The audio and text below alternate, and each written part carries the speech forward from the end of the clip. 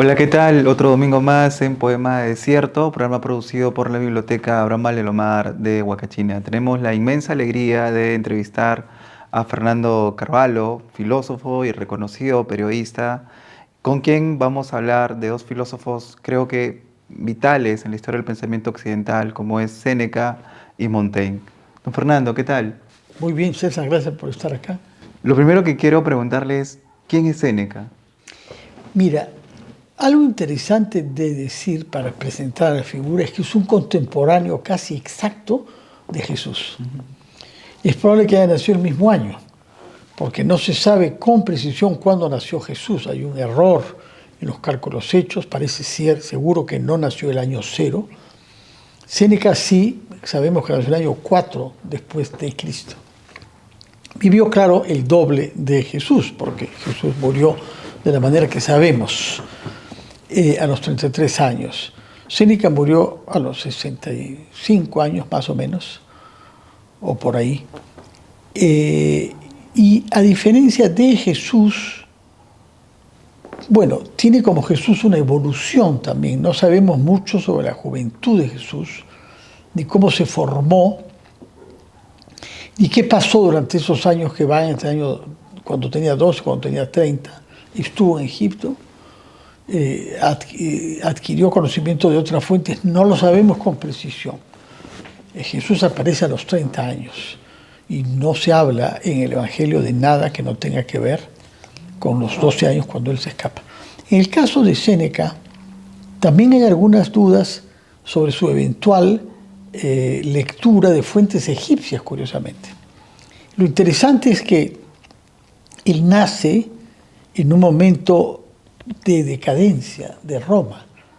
Él nace y naturalmente pasa su infancia bajo César Augusto, que es el emperador, el gran emperador, el que lleva a Roma a su plenitud como ciudad y como imperio, que muerto en el año 14, tenía 10 años, Séneca, y estuvo con Tiberio también, que fue un emperador que ha dejado una marca importante. Pero después vinieron personas enfermas y personas que hacen recordar a algunos políticos de hoy, un poco erráticos, sin una visión de Estado, sin una capacidad de desprendimiento, sin esa nobleza de mirada de lo que debe hacer un estadista, que además se sentía, como algunos ahora, el jefe de la más grande potencia que haya habido nunca en la historia. Ese es el contexto político en el que Séneca crece. Su familia, ese es el otro tema interesante con su nacimiento, tiene raíces en España. En realidad, él es nacido en Córdoba, que hoy es Andalucía. El imperio había naturalmente dominado esa parte de Hispania antes de que él nazca, de manera que su lengua materna es el latín, pero ha debido estar en contacto con personas que hablaban las lenguas fruto de las inmigraciones que han habido antes de la conquista romana en el territorio español, ¿no? Tanto los íberos como los visigodos. El caso es que rápidamente va a Roma capital, donde hace su carrera, una carrera como escritor, es un gran prosista, a diferencia de Jesús, de que no sabemos que haya escrito nada. No sabemos si Jesús sabía escribir. La mayor parte de los hebreos de familias pobres no aprendían a leer ni a escribir. Jesús recita pasajes de la Biblia, del Antiguo Testamento, ¿no? Isaías en particular y otros, pero mucho se hacía de memoria, la gente aprendía de memoria, de manera que, aunque hay quienes sostienen que Jesús sabía escribir, en el Evangelio no hay ninguna indicación explícita y definitiva sobre eso. Hay una escena curiosa frente a una mujer que va a ser lapidada y él disuade a los que la quieren lapidar, preguntándole quién va a tener la primera piedra, quién está libre de pecado, ¿no?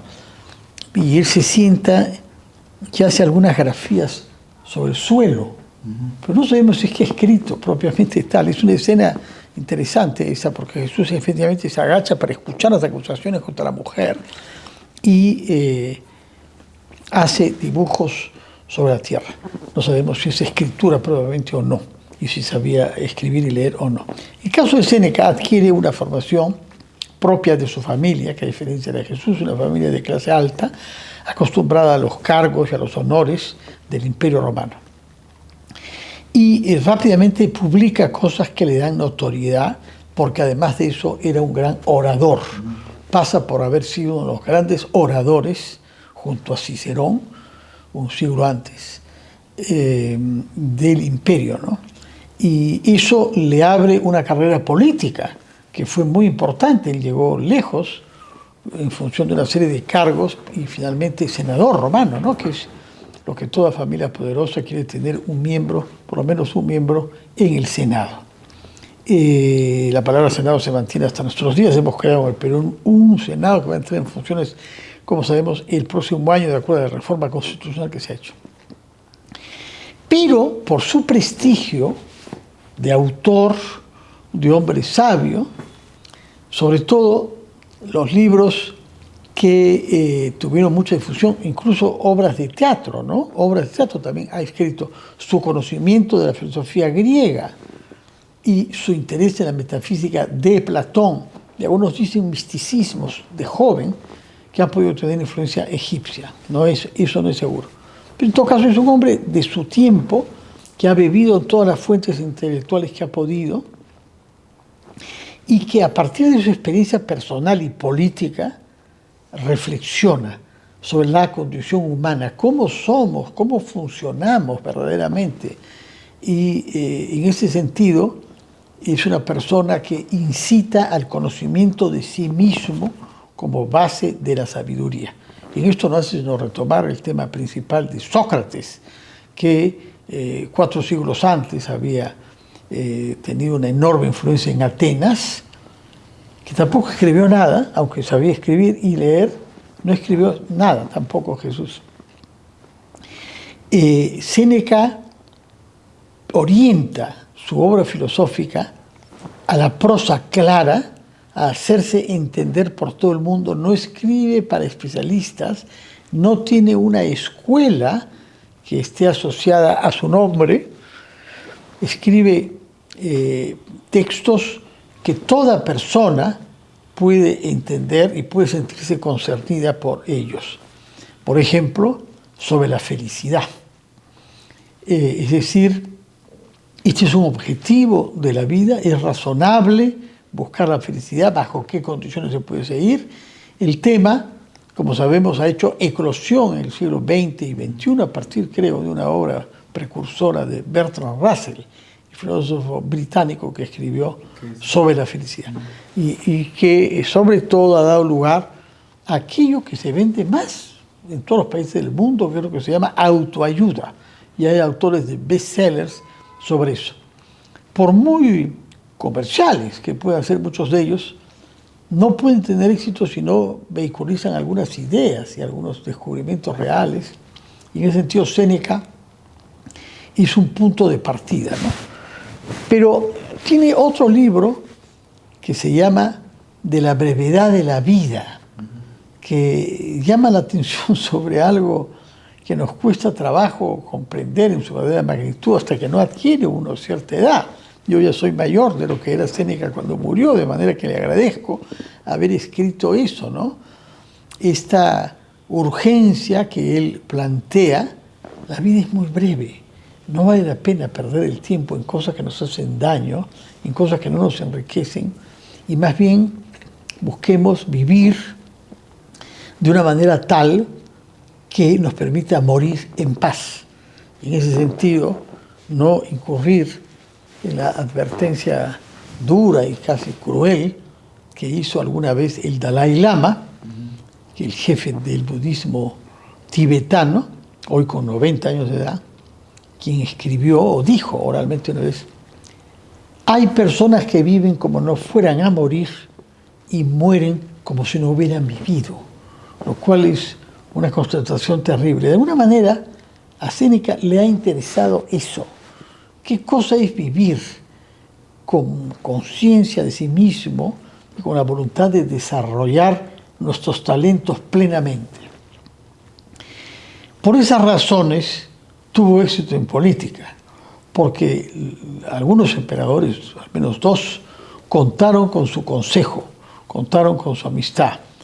Y aunque él trató en algún momento de distanciarse y de retirarse a su propiedad en el campo y vivir fuera de la ciudad y entre árboles y animales, fue impedido de hacer y fue testigo de una sucesión rápida de varios emperadores que se mataban o que eran personas desequilibradas, ¿no?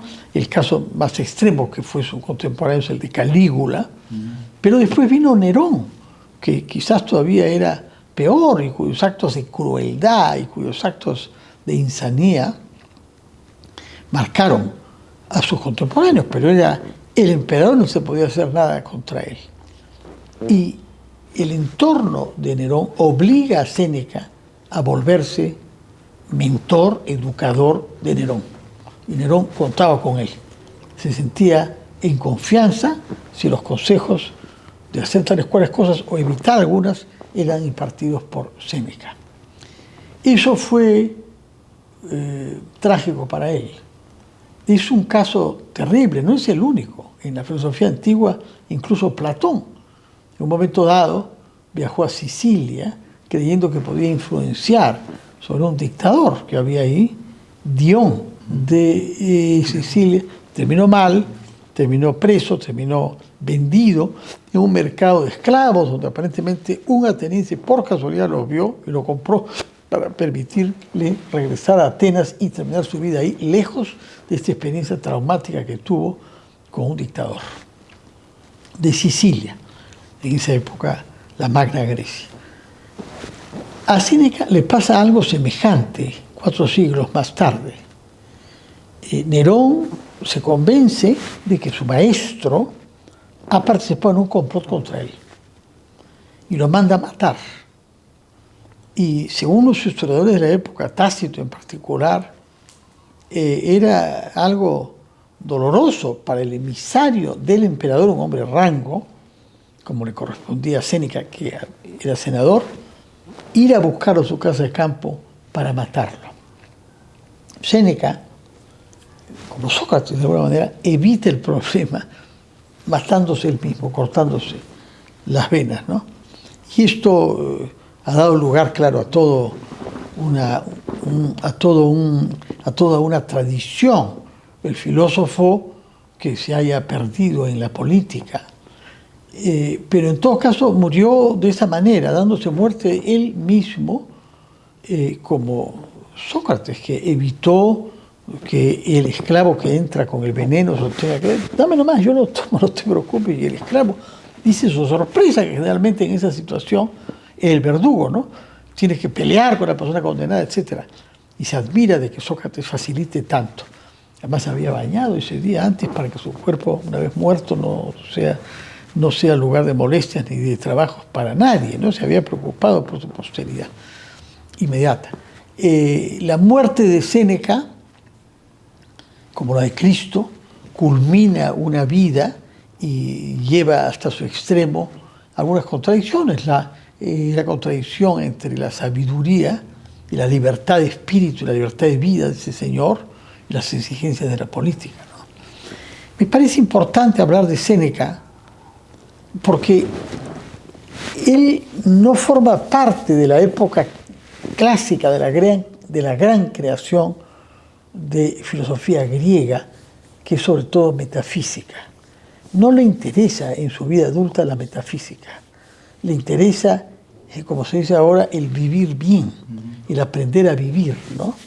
Y por eso él es cercano a una de las corrientes filosóficas que se habían generalizado durante la época tardía de Grecia, es decir, post-platónica, post-aristotélica, en donde no hay tanto el esfuerzo, una construcción de un sistema integral, sino la filosofía entendida como el arte de vivir bien.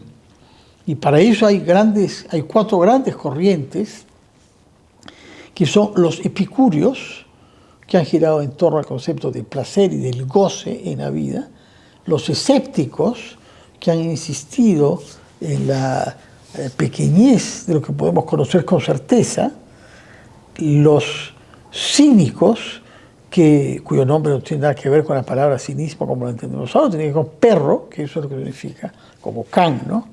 Significa una actitud de desapego y de desinterés frente a las inquietudes de la mayor parte de los seres humanos, ¿no? Por eso están asociados con reír, con la risa y los dientes caninos que los perros tienen y los seres humanos también, y mostramos cuando reímos, ¿no? Y los estoicos, cuyo nombre está directamente asociado a una puerta de entrada a la ciudad de Atenas, la Estoa, y que ha tenido una enorme vigencia en la Grecia tardía y en Roma. En Roma hay una enorme tradición estoica que tiene a Séneca como a uno de sus representantes más importantes, pero lo interesante es que un siglo después hay un emperador que, a diferencia de los emperadores que había conocido Séneca, es un emperador filósofo, Marco Aurelio, que ha escrito un libro también muy importante, Mis pensamientos o meditaciones, tiene varias traducciones. Y es extraordinario pensar que lo ha escrito este libro en medio a veces de batallas y durante la noche después de batallas. Es cierto que Descartes también escribió siendo un mercenario, ¿no?, en Europa Central.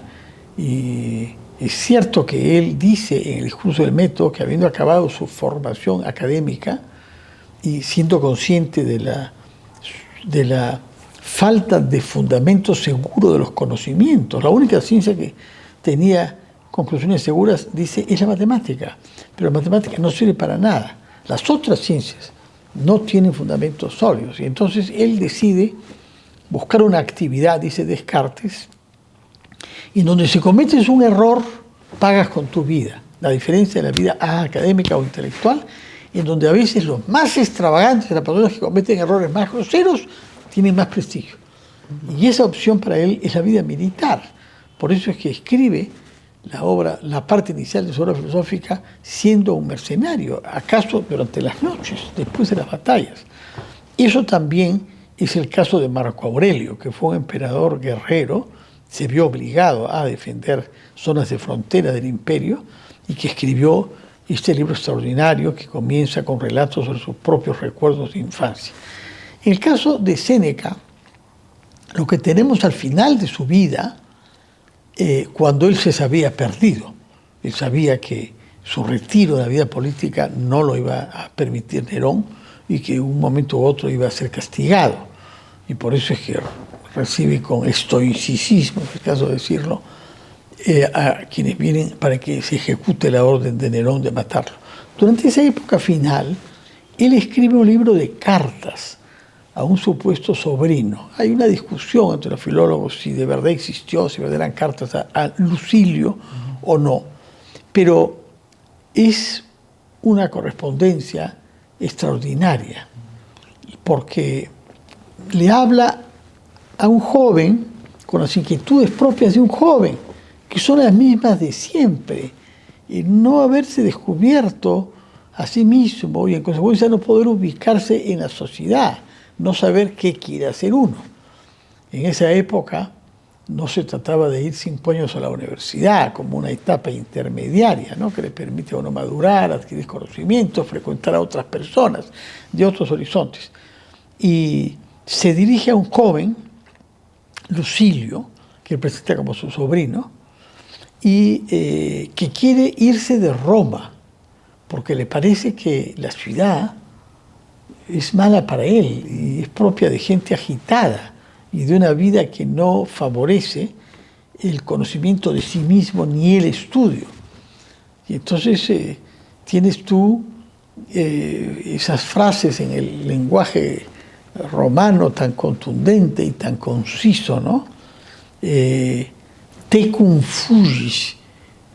Si te vas, contigo te vas a llevar, contigo te estás escapando.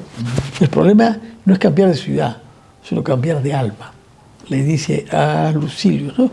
Y en realidad es una frase que me ha sucedido pensar y aplicar muchas veces en mi vida, a mí mismo y amigos que quieren mudarse, que se sienten incómodos, ¿no? En estos días se ha presentado la correspondencia de Alfredo Bryce al filósofo Federico Camino, donde hay también cambio de ciudades, hartazgo de una ciudad dada, ¿no? Y uno verifica la verdad de esta frase de Séneca. No hay que cambiar de ciudad, hay que cambiar de alma, es decir, conocerse a sí mismo y lograr saber qué lo mueve a uno y buscar orientarse en función de objetivos que signifiquen realización de tus potencialidades. En eso es un estoico hasta el final y por eso ha tenido tanta influencia posterior sobre escritores y sobre otros filósofos, comenzando por los del siglo II y III romanos, en donde hay mucho estoicismo, y entre ellos, ya lo he citado, Marco Aurelio.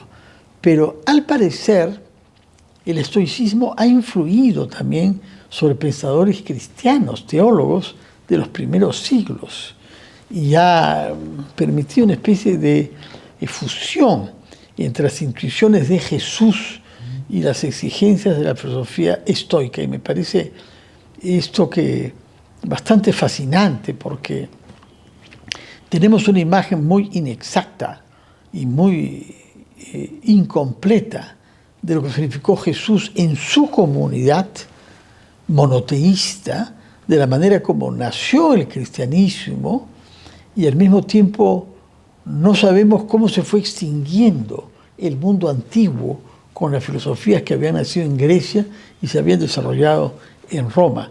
Una de las más duraderas de las cuales es el estoicismo, que no ha dejado de reverdecer, sobre todo durante el Renacimiento, y la obra en ese sentido mayor de esa influencia es la obra de Montaigne, es un filósofo francés del siglo XVI, que vivió también un poco menos de 60 años, como Séneca, y que cita a Séneca a todo lo largo de su obra más importante, que son los ensayos, ¿no?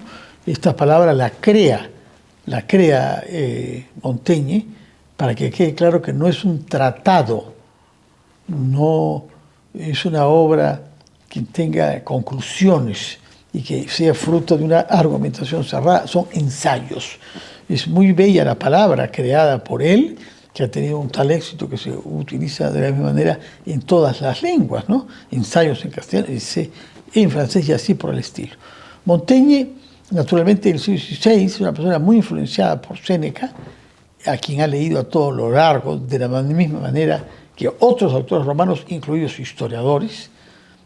También Séneca era lector de historiadores, porque efectivamente los historiadores le permiten a uno cobrar clara conciencia de que la experiencia no ha comenzado con nuestra generación.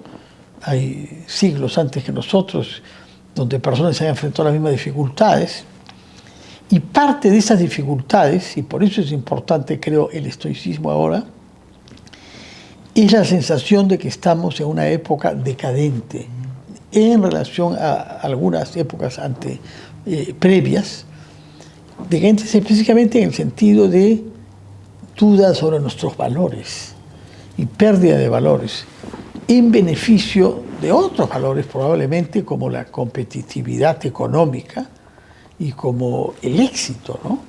El éxito, que ha sido naturalmente una aspiración constante de los seres humanos, se ha vuelto, a través de las redes sociales y la difusión gigantesca e inmediata de lo que uno hace, dice, en algo que nos aparta de caminos espirituales diferentes. Por eso es que el estoicismo está teniendo en el siglo XXI un nuevo auge, y es increíble si uno se pone a pensar la cantidad de libros que se publican sobre estoicismo, o también podcasts y demás en las redes sociales, que van todos, creo, marcados por el sentido: conócete a ti mismo, define bien lo que tú quieres en la vida, que es breve la vida, y trata de buscar alguna forma de sabiduría, en el sentido de saber quién eres, cuáles son tus valores y los objetivos en la vida que incluyen el aprender a morir, saber que vamos a morir, que somos mortales. Por eso me parece interesante hablar también sobre Montaigne, que todavía has mencionado, pero estoy a tu disposición para otras preguntas. No, qué interesante siempre escucharlo, Fernando. Mientras lo escucho pensaba si el estoicismo en realidad también es una forma de cuidarse de los otros. Es decir, si se tiene una gran fortaleza mental para cuidarse de los otros o para entender que el otro me puede hacer daño, como que ya me preparo y puedo de alguna manera protegerme. Y mi segunda pregunta, también que va de la mano, es si de algún modo, digamos, el estoicismo, como usted bien lo ha mencionado, solo se da en tiempos de crisis o es una posición ante la vida simplemente para buscar la felicidad y buscar el menor daño posible, también de incluso uno hacer daño a los otros.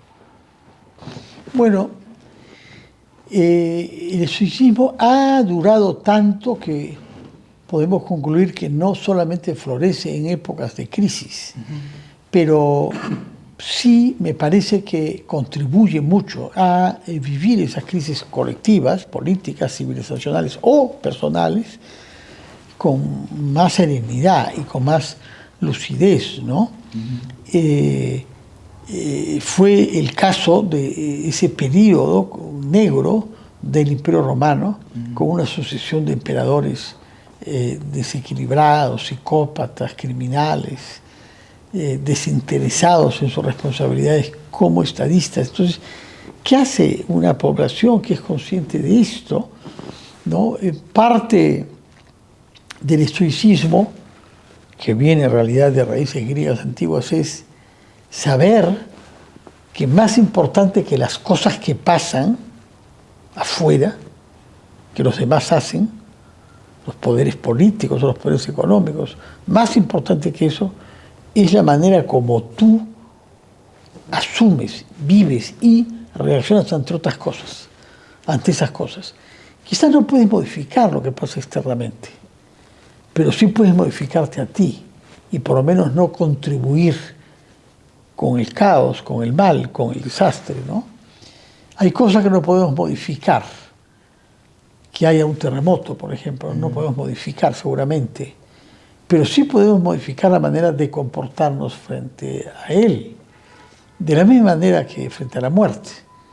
No parece posible modificar nuestra naturaleza y dejar de ser mortales, pero la actitud que tengamos hacia la mortalidad, la conciencia de que vamos a morir un día y que estamos camino a eso y que al envejecer, que es un tema también de Séneca sobre la senectud, sí es algo que podemos hacer. Es decir, cambia de alma y no de ciudad, esa famosa tecum fugis que le dice a su sobrino Lucilio, ¿no? Entonces, es una filosofía, particularmente útil en tiempos de crisis, donde uno se pregunta, ¿y todo esto cómo lo vamos a poder cambiar? Por lo pronto, cámbiate tú. Por lo pronto, cámbiate tú. No te hagas influenciable ni víctima de eso. Mantén tu integridad, mantén tu núcleo de afirmación de ti. El estoicismo enseña eso y por eso efectivamente es una filosofía muy adaptada a tiempos de crisis como la nuestra. Efectivamente, hay días que uno se puede levantar, leer los periódicos y ver que hay guerras con crueldad y amenazas. Las guerras cuya expresión son las más violentas y crueles, como sin duda lo que está pasando en Gaza, que ha dado lugar a una mortalidad por hambruna de niños y que con el pretexto de combatir contra un grupo terrorista despiadado, cruel, sin duda, como es el Hamás y autor de un acto atroz, el 7 de octubre del año 23, cuando secuestraron a personas, algunas de las cuales todavía, casi 2 años después, siguen en poder de los secuestradores en Gaza. Todo eso es verdad. Pero la reacción del Estado israelí es manifiestamente desproporcionada y además escuchamos a algunos de los dirigentes de ese Estado decir que hay que acabar con la población palestina, que no son seres humanos, Eso es muy importante. Son como animales. Un ministro ha dicho eso. Y eventualmente, como incluso lo sugirió el propio presidente de los Estados Unidos, Trump, retirar a toda la población de ahí, es decir, una deportación masiva. Es atroz, y lo más atroz es el daño que hace por todo el mundo. Está esparciendo el odio a quienes son responsables de eso, y está también esparciendo el antisemitismo, que es una plaga atroz y muy antigua, data de la época romana, de antes de Jesús y después de Jesús, porque ha habido antisemitismo cristiano también, pero había habido antes con los romanos, ¿no? No es por nada que Tito expulsa a toda la población judía de lo que por entonces era Palestina, ¿no? Hay un odio contra ese pueblo, y el propio Marco Aurelio tiene pasajes tremendos sobre de que todo su imperio, la peor gente, y había muchísimos pueblos, era el pueblo judío. De manera que antisemitismo ha habido en el mundo romano laico y en el mundo romano cristiano, y es una lástima que haya manifestaciones de antisemitismo promovidas de alguna manera por la conducta que tiene el Estado de Israel. Es una lástima eso, que se confunda lo que es una lucha legítima contra un grupo terrorista como el Hamas, con una voluntad de castigar a una población civil, como son los 2 millones de palestinos que viven ahí. En todo caso, ¿qué puede hacer uno? Ante muchas de esas cosas, pocas, y lo mismo vale para Ucrania y Rusia, y lo mismo vale para el enfrentamiento aéreo grave que ha habido entre Pakistán y la India, que son 2 potencias nucleares. Y peor aún, la semana antepasada, hostilidades militares entre 2 países budistas del sudeste asiático, ¿no? Camboya y Tailandia. Se han disparado, han habido muertes con misiles, son países armados con tecnología militar. Entonces, ¿qué pasa con el mundo en general? ¿Qué pasa también con la soberbia y la intolerancia y la arrogancia de algunos dirigentes de países democráticos? Uno se pregunta, ¿cuál es el futuro de esta humanidad que está atravesando por un momento en donde crece el odio y crece la pasión y se obnubila la razón? Y estamos entrando a nuevas formas de oscurantismo, ¿no? Y frente a todo eso, el estoicismo es muy adecuado, porque siempre es regresar a uno mismo. No puedes cambiar las cosas que están pasando en la India, ni en Tailandia, ni en Ucrania, ni en Gaza.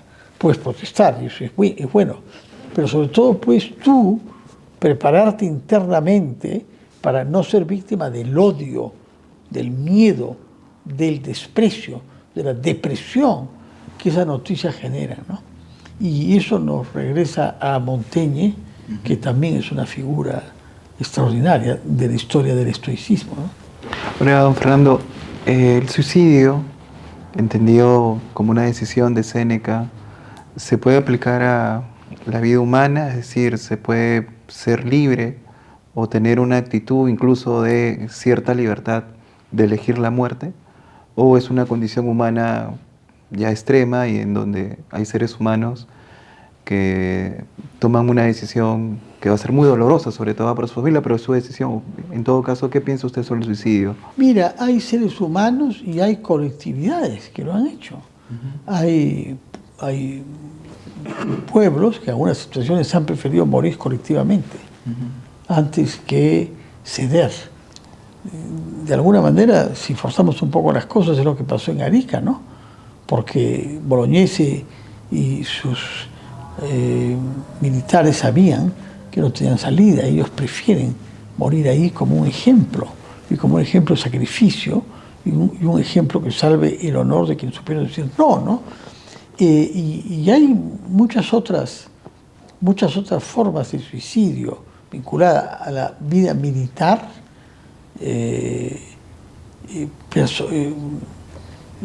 grupos humanos que se han dejado morir de hambre antes que ceder en sitios, ¿no? Hay uno famoso en el Israel antiguo, justamente, que Israel se utiliza hoy para el servicio militar, es la gran referencia.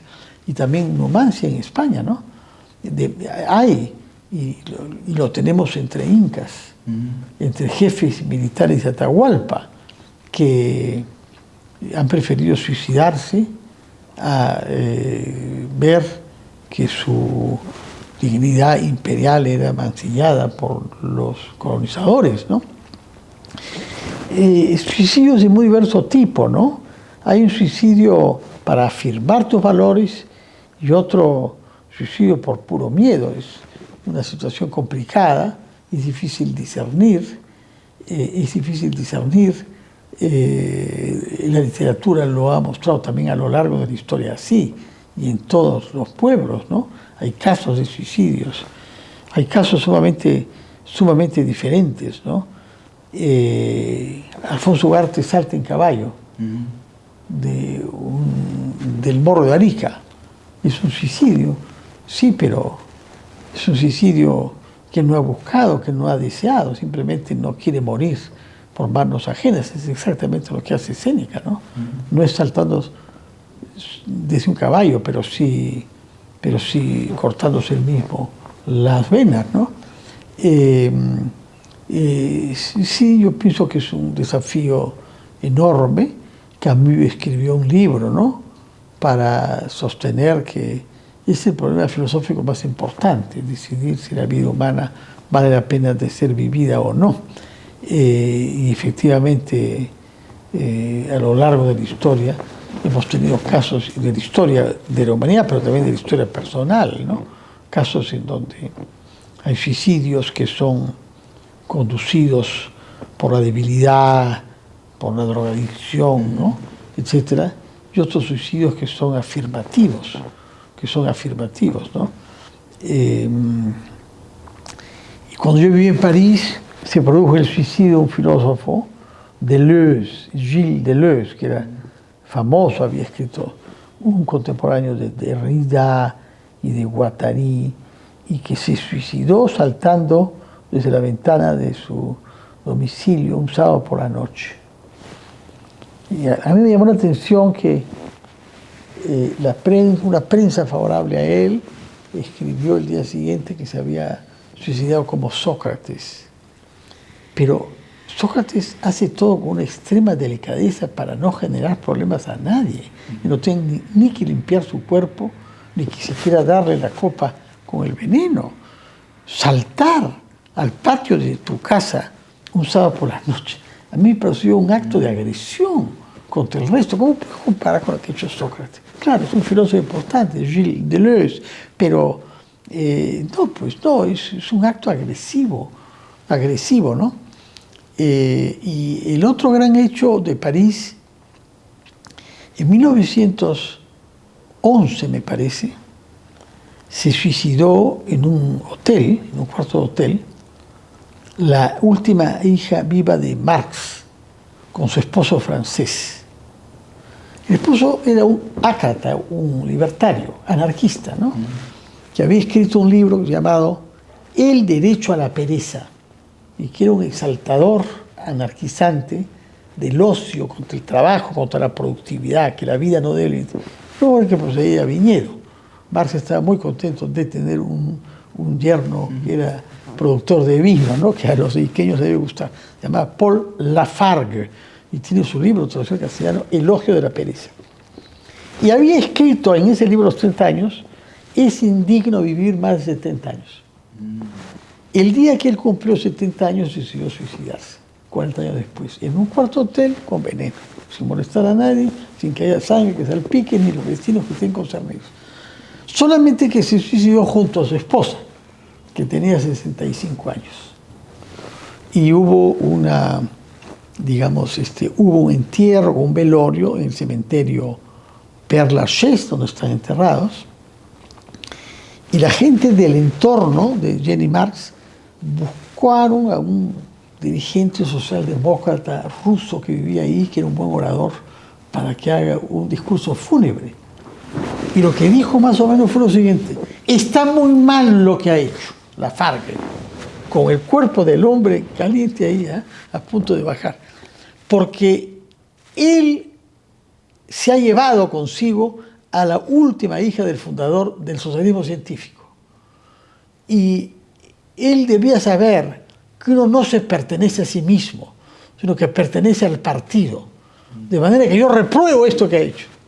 ¿Quién era este señor? Lenin, que estaba en París el año 11 y que lanza este discurso totalmente irrespetuoso frente a dos personas que han decidido poner fin a su vida, tal y como habían previsto de jóvenes. El señor Lenin estaba preocupado porque era la hija de Marx, pero es un ser humano que ha optado libremente. Bueno, o sea, hay casos impresionantes y el último, sin duda, es el del presidente Mitterrand, que se suicidó en el año 95 con pastillas, yaciendo en una cama en la que se había echado vestido de negro.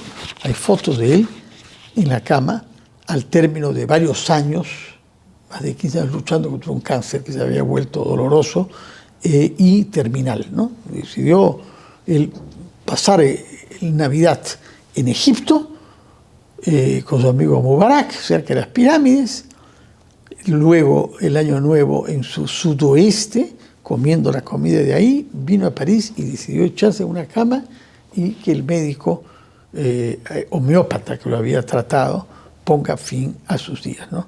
Hubo un cierto debate en torno a esto, pero era un hombre de 79 años con un cáncer terminal. De manera que sobre el suicidio tenemos casos y figuras diferentes y lamentablemente lo que más ve uno ahora en Lima, en nuestra época, son personas que se suicidan en el contexto de una pérdida de libertad total por adicción a drogas.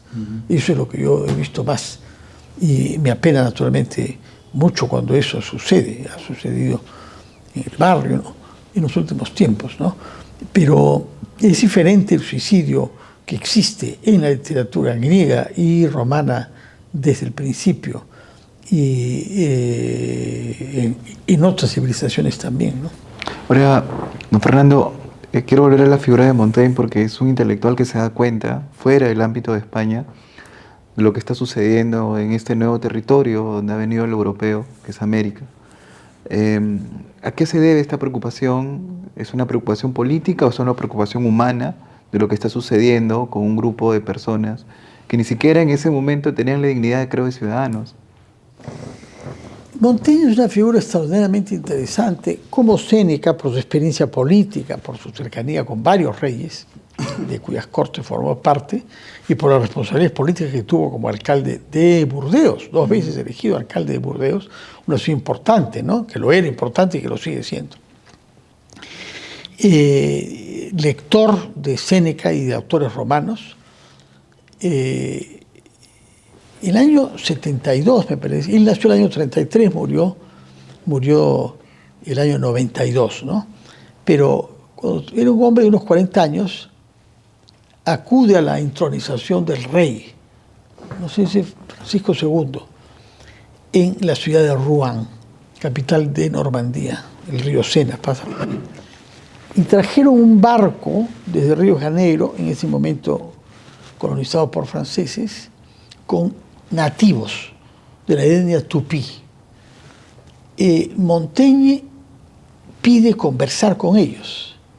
Y en ese sentido es el primer intelectual europeo que ha hablado directamente con nativos americanos. Es curioso, él dice, yo le hice 3 preguntas, pero me he olvidado de una. Solamente recordaba 2 haber hecho. Es realmente un misterio para mí. Y está claro que él no les quiere preguntar cosas directamente sobre ellos. Por ejemplo, ¿existe Dios? Sí o no. No sabes lo que quiere decir Dios para ellos. O sea, no te va a aportar nada la respuesta. Mejor que piensan de mí y de mi civilización. Entonces, eso es lo que hace Montaigne. 2 preguntas que pone. ¿Qué piensan de Francia? Y él contesta, los 2 tupíes con los que él habla, ¿no? Bueno, es un país mucho más rico que el nuestro. Tienen unos monumentos, unas casas, han canalizado el agua, barcos, puentes, hay mucho dinero acá, hay mucho poder económico. No dinero, poder económico. Pero hemos visto a alguien que mendigaba en la calle pidiendo dinero. Eso no es entre nosotros. No entendemos. No entendemos cómo es posible. Y luego son mucho más poderosos que nosotros. Tienen metales, tienen espadas muy bien hechas, tienen corazas. Los caballos están bien acorazados también. Y además tienen pólvora, armas de fuego, lo que nos hace mucho más poderosos. Pero el que manda a todos es un niño, es un rey niño. Tampoco entendemos. Entonces, Montaigne, como si no fuera nada, lo que ha filtrado es un cuestionamiento a dos valores mayores: el valor de la igualdad económica y el valor de la legitimidad del poder. ¿Quién lo dice? Indígenas brasileños, indígenas de América. Ha tenido este mérito extraordinario de poner en boca de indígenas americanos un cuestionamiento a los valores de la sociedad francesa del siglo XVI. ¿Por qué?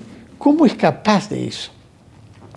Lo que él dice es que ha visto el horror en la civilización occidental cristiana, el horror de la guerra de religiones. En 1570 hubo 10.000 acuchillados en París, protestantes, hechas por católicos.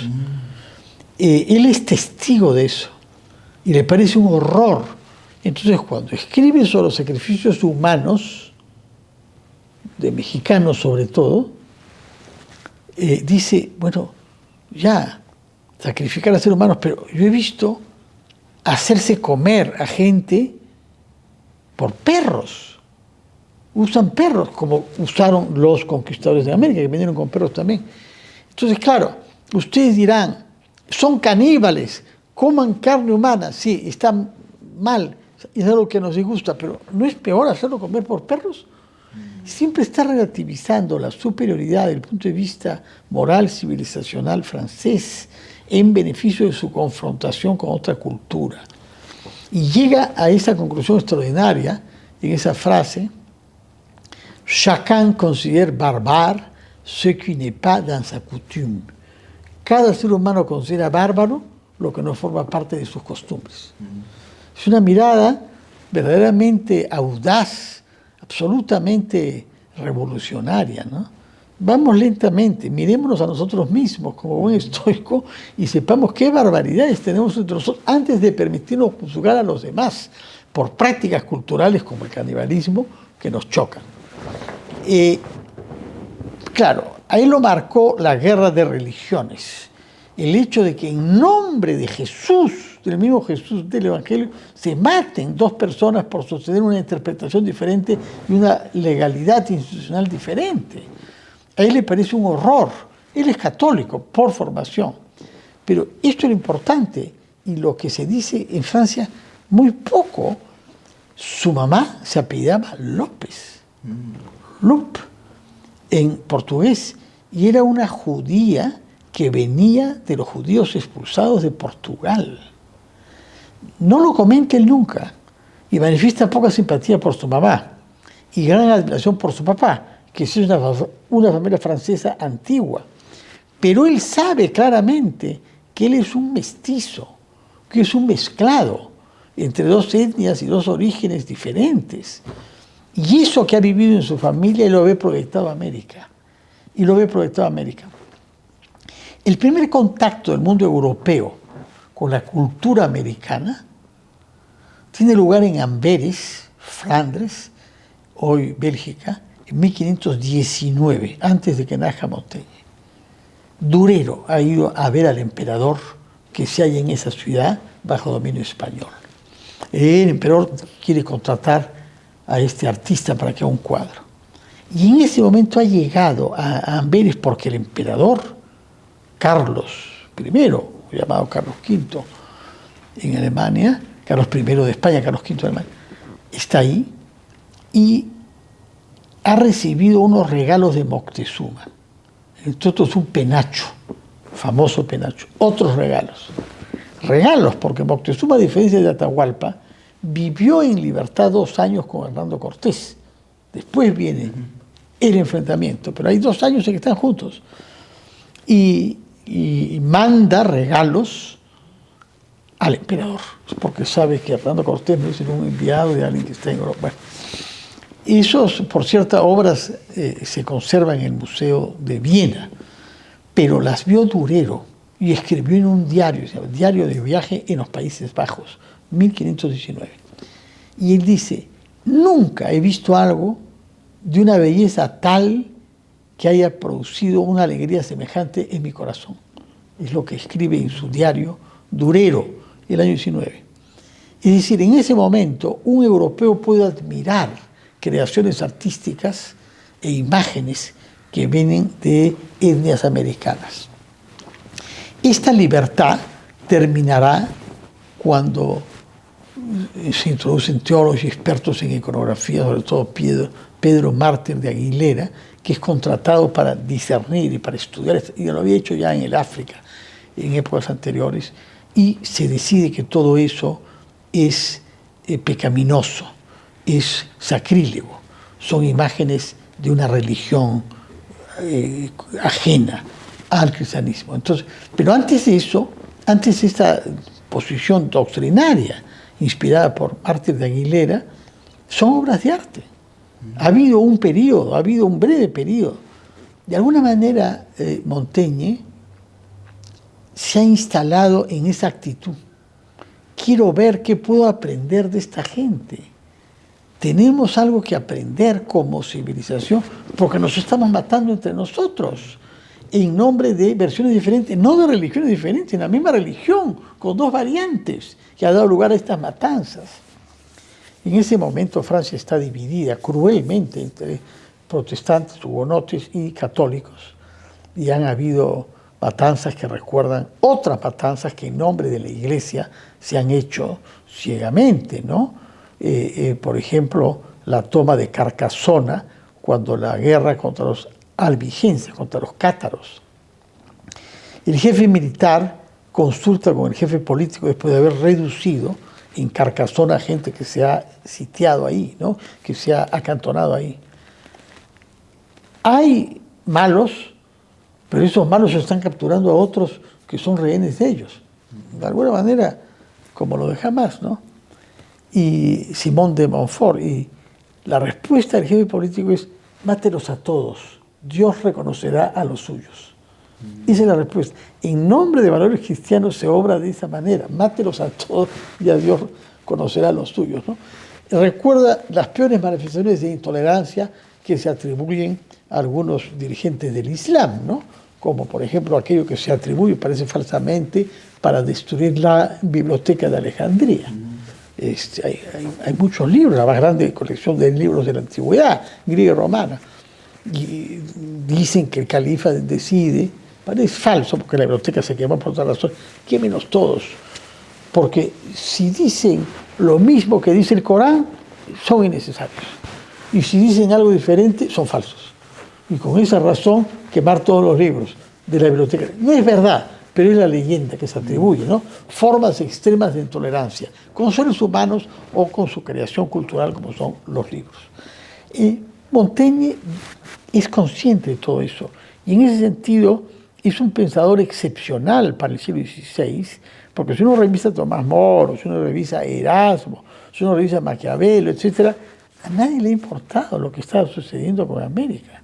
El único que ha escrito mucho sobre América en sus ensayos, hay por lo menos 30 momentos diferentes, un libro escrito a lo largo de años, en donde ha abordado el tema, algunos capítulos enteros dedicados, por ejemplo, uno a los caníbales, ¿no? Y con una clara conciencia de la diferencia que hay entre las civilizaciones isleñas del Caribe, que son aquellas que toman contacto en primer lugar con los europeos, y lo que ha sucedido en México por una parte y en el mundo andino por otra, en donde han surgido civilizaciones sofisticadas, desarrolladas, ¿no?